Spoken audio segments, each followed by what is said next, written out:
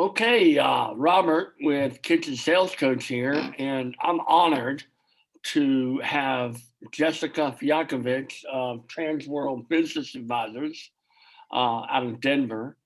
They also have an office in Las Vegas and Dallas. And just a little backstory. What we're going to talk about today is some, from Jessica's point of view, how to sell a kitchen and bath business or small distributorship and things that we need to look for. Because as I get older, I'm realizing a lot of my peers are at that stage of life. You know, 20 years ago, I used to admire the old guys in the room whenever we were at KBiz. Now I am the old guy in the room, and it's just hilarious. Mhm. I met Jessica years ago when she opened, that was your first business, wasn't It's it? my first, yeah, it was my first business. She opened a wine business store in Naples, Florida, which I was a rep for. So those of you who know me, Jessica opened a wine business. Well, of course I'm going to know her, So that's how I met. And then she moved on and is doing a great job. Welcome, Jessica. Thank you so much, Robert. It's great to be here and it's great to be with you. Yeah, I mean, man, that was what, 2009, so quite a few Right, years ago now, right? right. It's crazy. Long time. Yeah. Um, Jessica, I got to tell you, I really admire what you guys have done. I followed you on social media. Your LinkedIn is awesome. Thanks. And you guys are you and Al are just doing a great job out there. And I know Transworld from Andy Cagnetta Yeah. in Fort Lauderdale. Yep. So you guys are the preeminent business advisors, is what you would call it, but you buy and sell businesses, right? Yeah, we're like what we call business brokerage. So we're like realtors for businesses. We help people buy and sell companies. And yeah, Transworld's been around for I think we're going on 42 years now.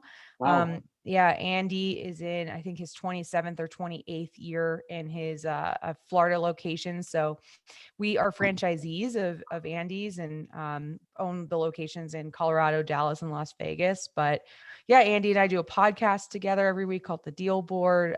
But yeah, we basically are here for to help business owners, mainly on the seller side. When someone decides they're done with their business and they're ready to move on, we help them take it to market, find a buyer, and get them paid for that business. Okay. What is the name of the podcast again? The Deal Board. The Deal Board. Yeah. Where do you find it? We publish every Wednesday on iTunes, Spotify, any of the podcasting apps that you like to listen to. And it's Andy and I really talking about the behind the scenes stuff of what goes on in a deal or what goes on in a business sale. And also like, how can you maximize the value of your business? Like, how can you get the most money for your company? Okay. Okay. So specifically, what you and I talked about is addressing the small mom and pop kitchen dealer, Yep. which has the owner, two or three designers, some of them relatives, some of them not.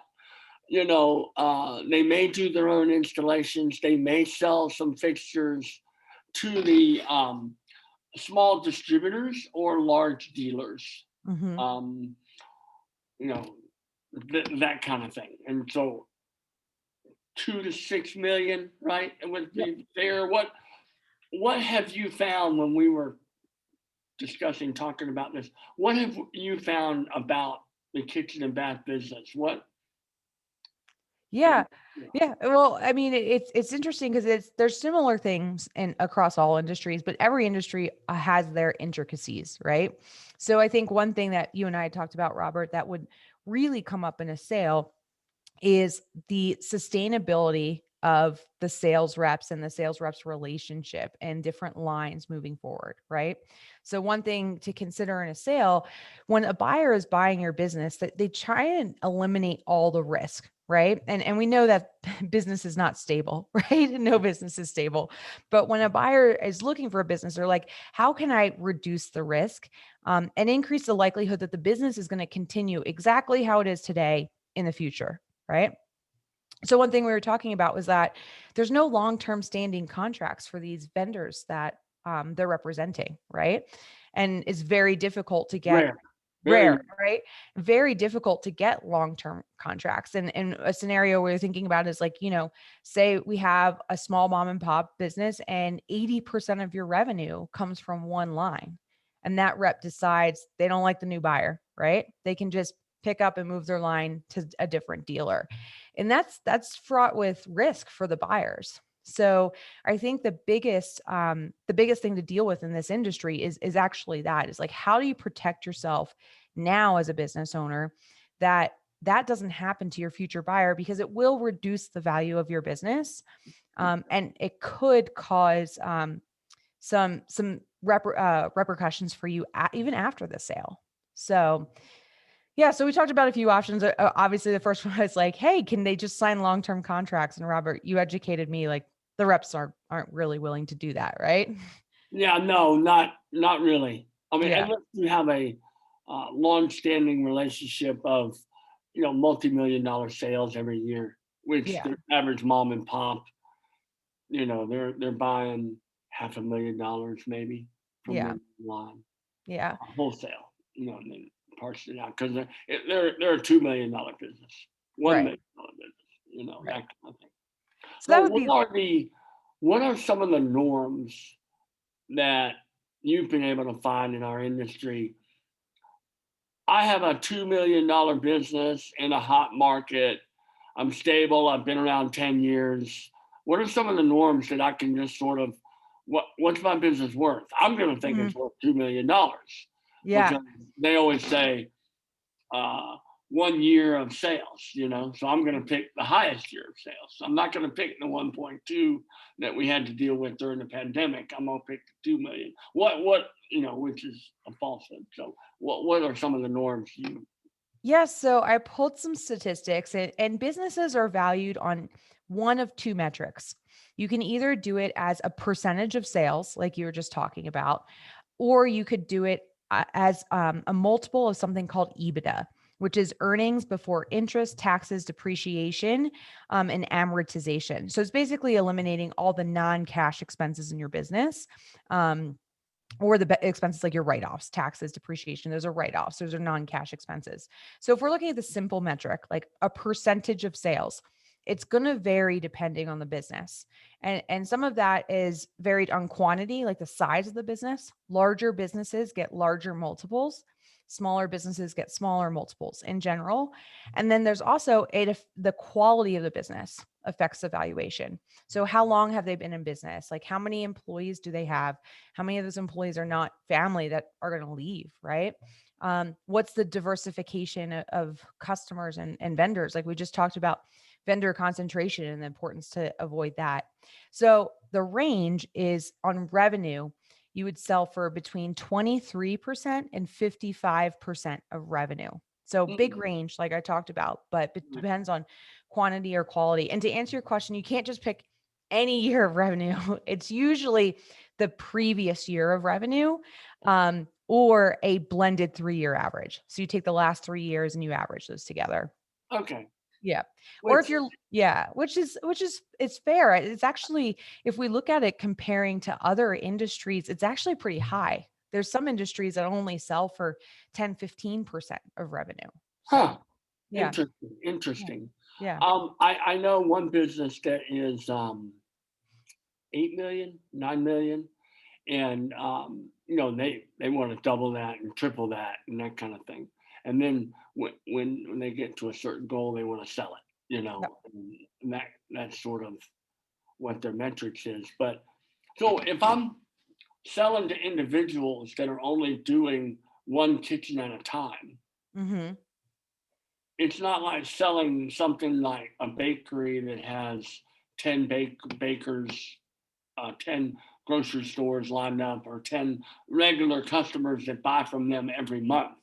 Yeah. How does that affect the sale? Because I have, I'm pretending to be an independent kitchen dealer, which I was, as you Mm-hmm. know. Um, and I have interior designers that are my customers. They buy from me, they buy from my sales staff. They won't buy from me, they'll only buy from my sales staff. You know what I mean? I mean, Yep. the customer base is, how should we put this nicely, fluid. So Yes. how do you reconcile the fluid customer base in the kitchen and bath business? Yeah, I mean, it's actually like, so what you're talking about in like a bakery is recurring revenue, right? Right, So right, you have revenue coming in, and recurring revenue is highly valued for buyers. Like in the last 10 years, it's probably been one of the most important things buyers are looking for in businesses. And what you're saying in kitchen and bath is that kitchen and bath is mainly transactional. Mainly it's like one-offs, right? But right. what I find is with any business, you can develop recurring revenue streams. So let's take that interior designer, for example, right? If you can build, and you got, everybody knows this, right? That if you can build relationships in your business, that's really what's going to drive your growth. And it'll also drive your valuation. So if you can have a handful of, say, 3, 4 interior designers that you work with very closely, and they're bringing you not just one, but 2, 3 kitchens a year, that's recurring revenue too. And that'll be You would highly. look at that as recurring revenue then. Yeah. Yeah. And a buyer would too, because we're looking at like, just like the bakery was selling to different grocery stores and different restaurants, we're saying who is bringing in business on a recurring basis to the kitchen and bath, the kitchen and bath dealers. And it could be designers, it could be realtors. It could just be sometimes like you find these random referral partners in your network that just know everybody. Right. Right. So that's how I look at these transactional businesses is like, how do we don't need a recurring customer. Like, most customers will probably redo their kitchen like once every 10 years, right? Right. But we can look at referral partners and marketing as recurring revenue as well. Huh. Okay. So community. Let me Yeah. say this. This is really important, community. Yes. Make sure that you're targeting as part of your customers interior designers and those type of people that will bring you, and we've talked about this, you know this, kitchen sales Mhm. coach talks about this all the time, 3 or 4 jobs a year, and they get that little extra pricing Mhm. advantage margin of my 4 margin strategy, that will, not one designer doing their own kitchen that wants her own discount. Oh Yeah. my lord, so that's not recurring revenue, right? No. Recurring revenue is that interior designer that gives you 3 or 4 that you give your lowest margin that you possibly can. So that's another good reason. Thanks. That's really good. You'll help me drive that message home, Yeah. because one of the things that my community will know is every interior designer, they go, "Oh, I'm doing my own kitchen. Let's see what kind of discount I can get." And they go to 5 kitchen dealers and talk Mhm. about how they're a great interior designer. But that's not recurring revenue, guys. No. So that's why you don't give them the lowest margin, guys. Okay, good. Jessica, thank you so much. You're welcome. Recurring revenue is very important. Good. Yes, very important. Another perspective. So regarding distributors, um, small distributors, large distributors, that aren't corporate owned, Mhm. like Wilson Art or Formica, Yep. or whatever. The big. Um, what have you found that, or larger kitchen dealers, 30 million, 10 million, 40 million? Is it the same metrics? Is it the same? Well, actually, that's when we start to switch to that multiple of EBITDA. So when we're looking Okay. at the earnings metrics, Okay. so and the size, like I said, does matter. But what you see is instead of like getting a percentage of revenue, now you're getting a multiple of earnings. So on the smaller business side, you're probably looking at 2 to 3.5 times EBITDA. But on these larger businesses, you can get up to 5, 6 times EBITDA. And Okay. that's where sometimes like your valuation can actually outpace your revenue. So you might be doing 20 million in revenue, but if you're doing, a 5 times multiple on EBITDA, you might get closer to 30 million in sale, right? But in that case, as you grow, and we talk about this a lot, I'm sure you talk about this too, is as you're growing, you also want to make sure you're controlling your costs so your profit margins are high, right? Right. So it's not just growth for the sake of growth, because as you get larger, your profit margin actually should grow as a percentage. And as it does, that's going to increase that valuation. And that's why we start to focus on the multiple of earnings rather than just top line revenue. I got it. I got it. I was talking to a small builder here in Boise. He was here for a small conference. He was out of Knoxville, Tennessee. and he was complaining about the services of his distributor. He Hmm. was one of the big distributors of one of the big lines, um, Masco or Master Brand. I don't remember, but anyway, and he was complaining about the service. And so I said, all right, let's break it down. What do they do for you? Oh, they take my houses, they design the kitchen, they install the kitchen, they deliver the kitchen, they do that. And I said, oh, you want to do it all on your own? And they go, well, their prices keep creeping up. I'm like, yeah, so do yours. And and it turns out that for him as a builder, a small builder, he builds 20 homes a year. I think something, Okay. small to medium sized builder.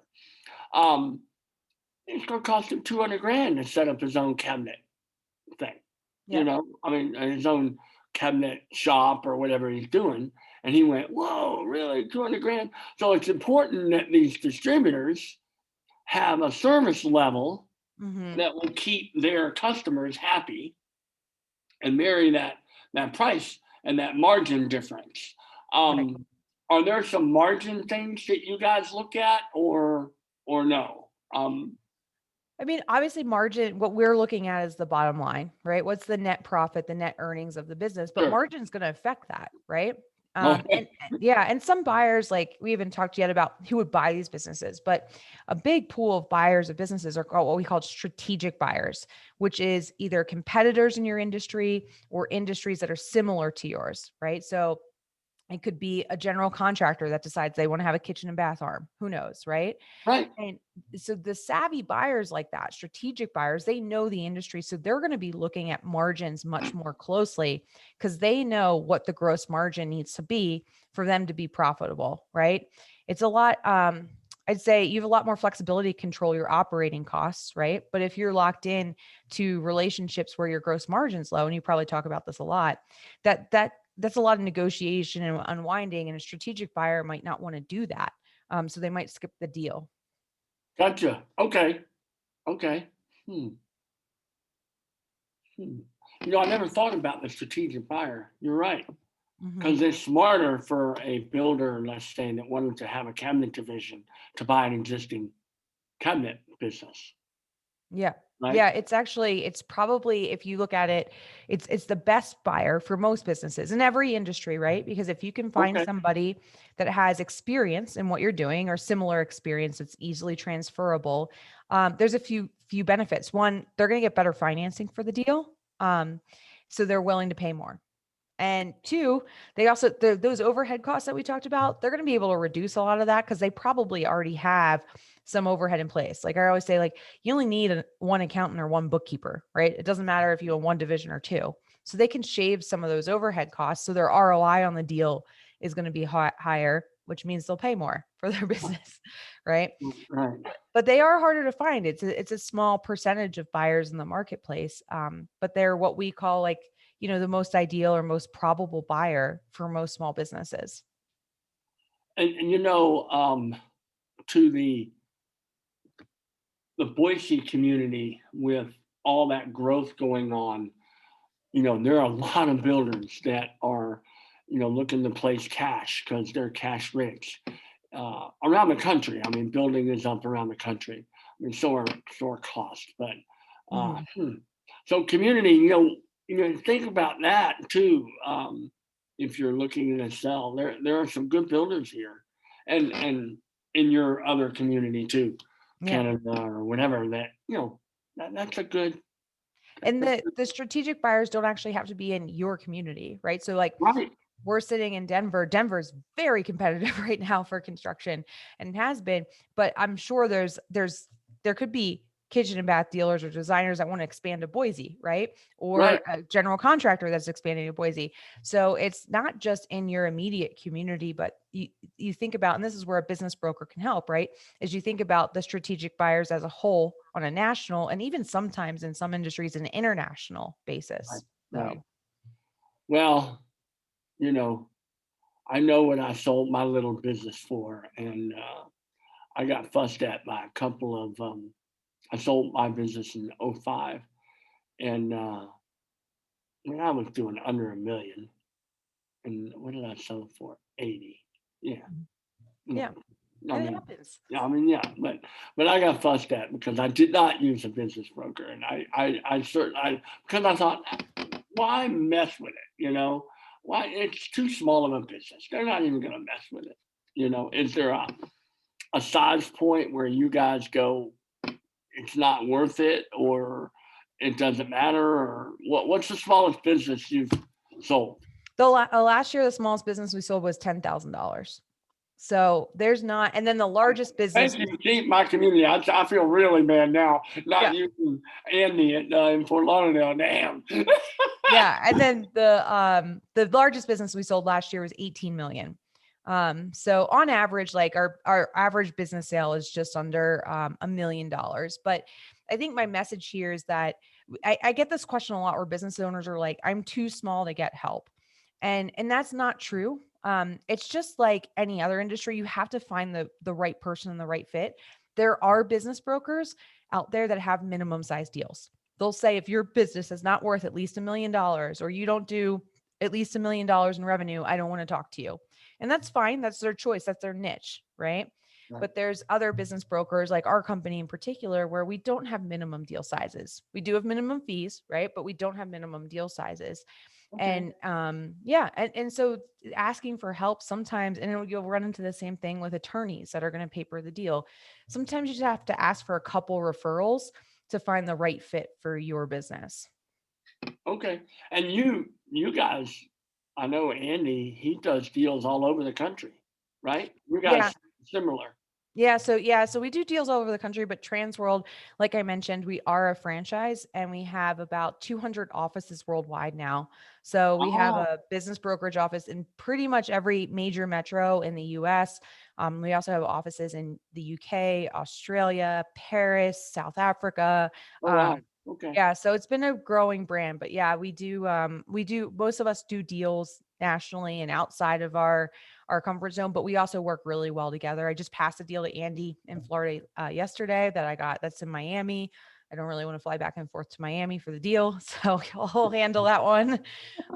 We had another one in Maine, so yeah, that we work really closely together. But it's also what's nice about Transworld and some of these larger business brokerage networks is we have a national and international buyer database.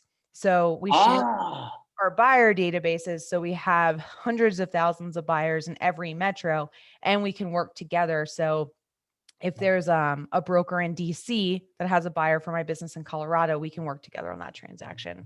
okay. Okay. Well, that's cool. Yeah. That's great.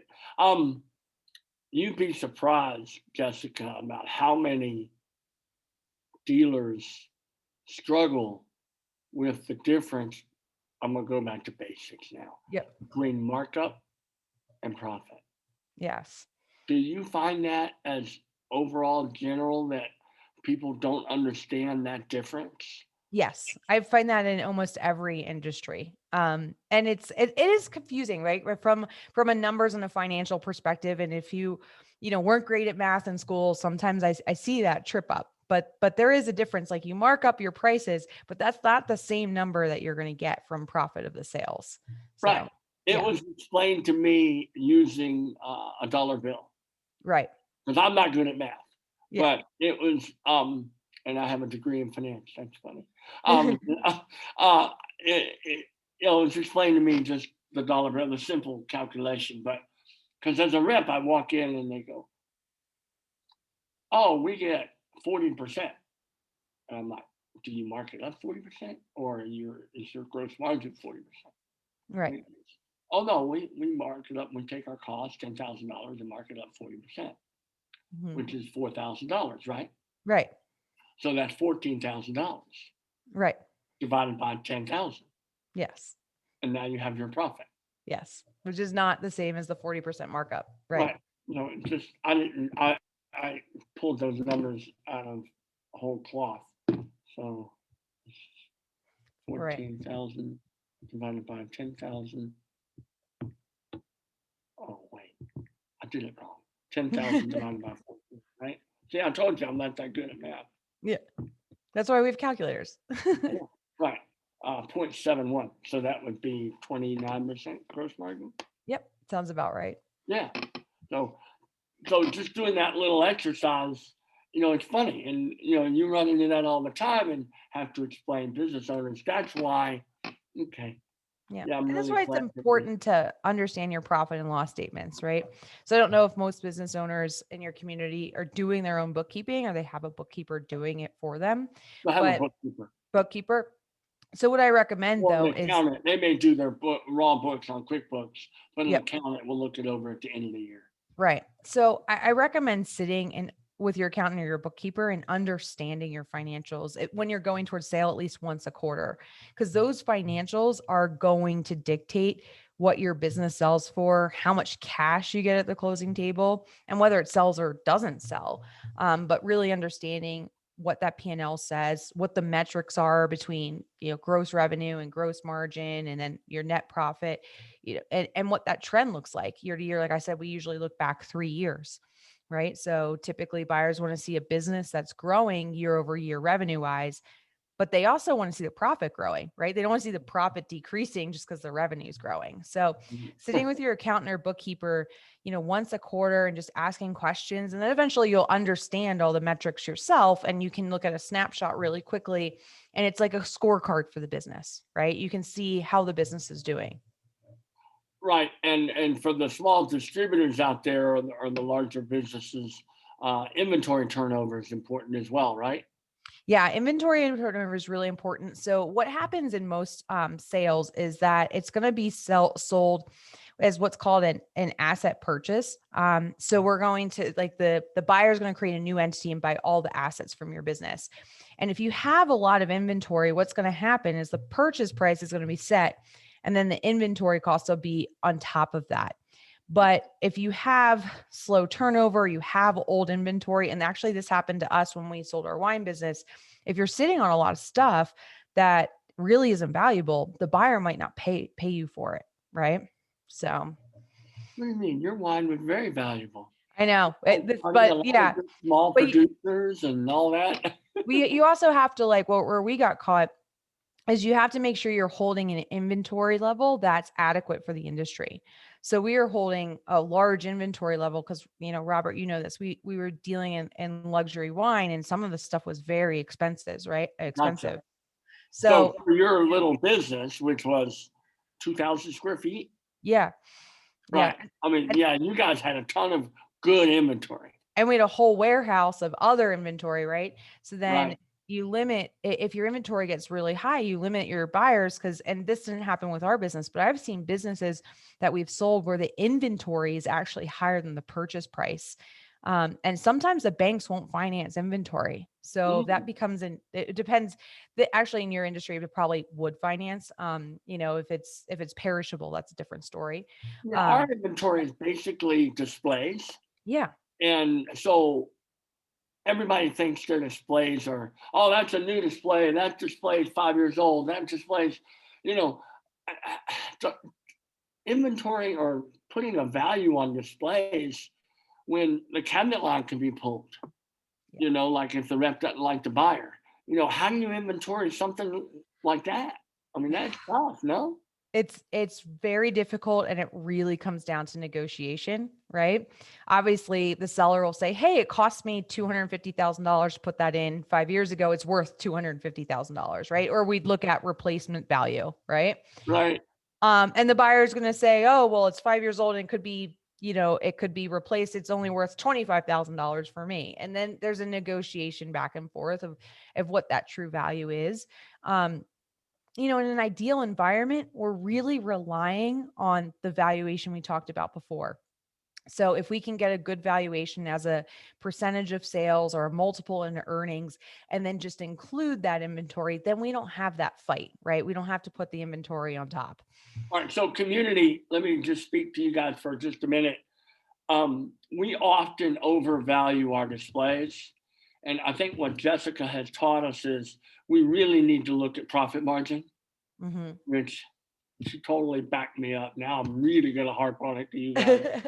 Um, Margin and EBITDA for the larger businesses. And I like that 3-year moving average sales, because you can have a great year and then you can have a mediocre year and a bad year. So when you average those threes out, so really your gross profit margin and your net profit margin, or your markup and your margin, need to work hand in hand. And I always say, if you're not making 40% gross profit in your business minimum, you're out of business. You're just working for it. You're working your way right out of business. So Yeah, no, it's a good point. I hope, I always hope I don't have to have conversations of what like fixtures and displays are worth, because if we're having that conversation, we're probably talking about a liquidation value of a business. right. No, just to kind of put like hammer it home, like we really want to get that multiple of earnings or percentage of revenue. So Okay. Okay.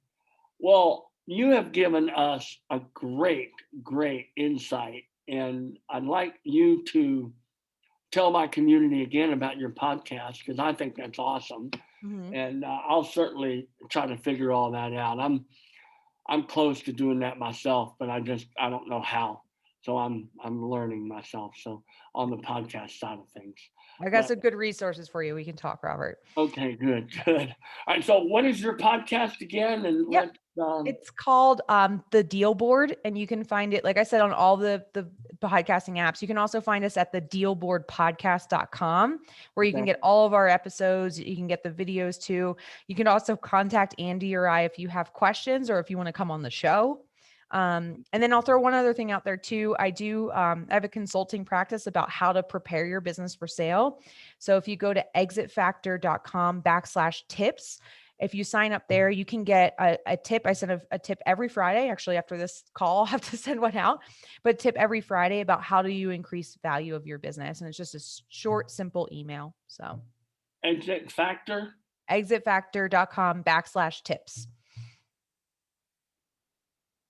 Cool. Okay. Well, I'm so grateful. Thank you very much for bringing your expertise. It's great to catch up with you again. Let's keep in touch, Yes. and that would be great. So thank you. I'm going to go ahead and end the recording. All right, stop.